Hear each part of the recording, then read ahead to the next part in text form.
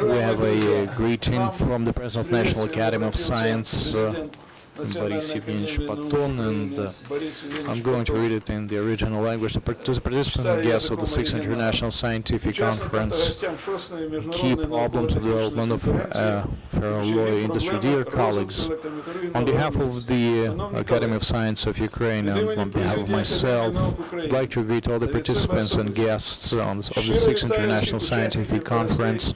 The key problem of development of electrometallurgical development, which traditionally is conducted by Ukrainian Association of Ferroalloy producers. Your event is tightly linked to the next International Ferroalloy Congress, INFACON XIV, which is now hosted in 2015 in Kyiv. The Ukrainian Ferroalloy producers, supported by the Ukrainian Academy of Science, have been allocated during the previous Ferroalloy Congress in Almaty in June of last year. And I am sure that your conference is going to become an important step in further resolution of difficult problems, technical remodernization of electrometallurgical production.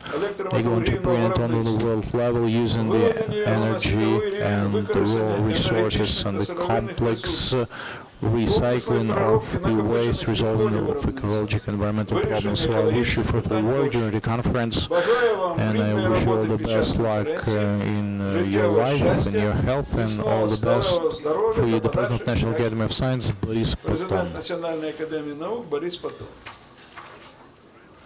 Now, later on, dear colleagues, this is not a usual conference, although you see no foreign guests. We have simultaneous translation, and that's the reason for that is because I think we're being listened when we are being watched by our guests from abroad. I mean, respected Nick Barzel, the head of the International Ferroalloy Committee from the Republic of South Africa, and Ivo Ganev, a person who works for the European Association of the Ferroalloy Liège, and she was the participant of our previous conference held here.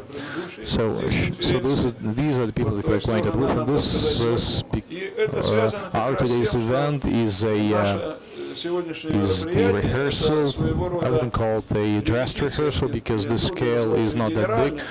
We see that the amount of participants at twice is fewer than it should be or will be next year. That's the conference in June of next year in Kyiv. But we intentionally, for you and for the participants of this conference, would like to open up the curtain of the content of what we're doing in order to prepare for the INFACON, because we seriously consider the full participation of all those who are here, in all the organizations and everybody, all the organizations that you, dear colleagues, represent here. Those who listen to us will probably have an opportunity to say a few words to the to the participants of the conference, and this will happen a little bit later. So, if possible, let's check if we have the connection with the group. Yes, we are connected, and they are listening to us. Okay, let's start with the INFACON issues. I'd like to remind you that last year in October, there were 4 of us, and there's the public INFACON XIV union, and we participated in the Ferroalloy Committee Assembly that was held in Brussels, Belgium. That was the first session following the Almaty session, where we prepared information on the preparatory work done by Ukrainian Ferroalloy Association to have that forum up and running. During that work in conference, we took a decision to approve the decision that we have brought regarding the formation of the organization committee headed by Pavel Alexandrovich, and he is the head of the Ukrainian Ferroalloy Association, and the organization of the broad program committee and program committee. The co-chairs of these 2 committees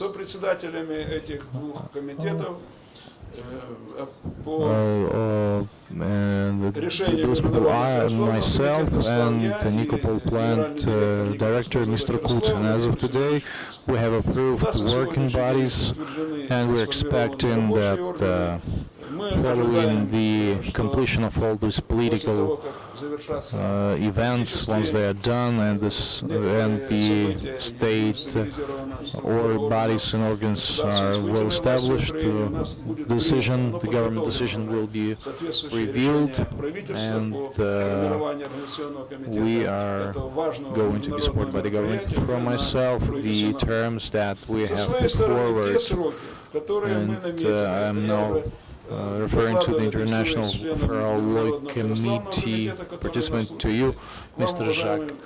All the terms and all the events that have been planned from October to April this year that were to be implemented, we have done it. And I would like to remind you that a lot of interest was drawn by the planned event that is now being considered to be a youth INFACON, and we have been awarded the right from the International Ferroalloy Committee to use the INFACON brand for that conference. That was held in Dnipropetrovsk a month ago, on the 26th of March, and it was very successful. More than 120 delegates participated. We listened to speeches on the main topics of the development of our industry, and we conducted a field trip of students to the National Metallurgy Academy, Kiev Polytechnical Institute, Donetsk Scientific University, Zaporozhye State Engineering Academy. We went to Nikopol and Zaporozhye Ferroalloy plant, and I would like to express my gratitude to the representative of the plants for their assistance. And we had the best youth scientific work contest, and the winner is here, and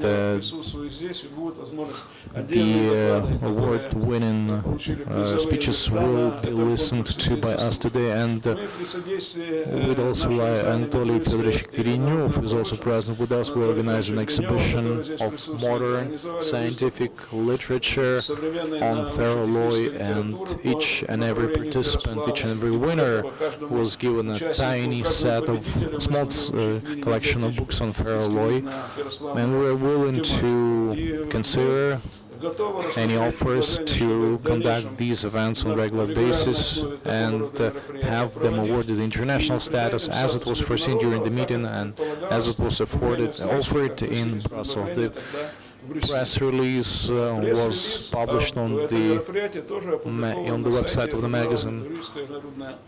As of today, we have formed the main directions of the Congress INFACON 14. What will later on be basis for the section. You can learn on the information on the site of the public organization INFACON 14. And I'd like to tell you from the very beginning, I'd like to refer to Mr. Barzik, Manat, and other participants that we haven't invented a bicycle, we haven't invented anything new. We did have the materials from the previous Congress in Helsinki and some other congresses, so we've shaped our sections based on the experience that we've acquainted and based on the INFACON traditions. First section is going to be dedicated to fundamental theoretical aspects of ferroalloy production, and we're going to talk about general thermodynamics and kinetics of the FR supply, fundamental researches of development in the field of chrome, magnesium, and other ferroalloy research equipment, and two second sections dedicated to the technology of the ore preparation, production of mass and refined ferroalloy ligature, and we're going to have subsections dealing with chrome, magnesium, and silicon, nickel alloys, and any other complex ligatures modificators, deal with issues of the ferroalloy distribution. The third section is about the improvement of the main and additional tools to produce ferroalloy, talking about furnaces and gas cleaning systems, so on and so forth. And considering the direction that we were acquainted, we've embraced all the main contents of our work is going to deal with the future of ferroalloy, energy saving and ecology protection, Our next section is dedicated to the issues of ecology and the environmental protection, waste waste savings and so on and so forth, and the increasing of energy efficiency of the ferroalloy production. Section 5 is going to deal with the issues of economy, logistics of production, the quality of ferroalloy, and the future of the production of new type of ferroalloy based on the requirements of the ferroalloy industry. And in our today's conference, we're going to have some speeches dedicated to this very direction. направлении.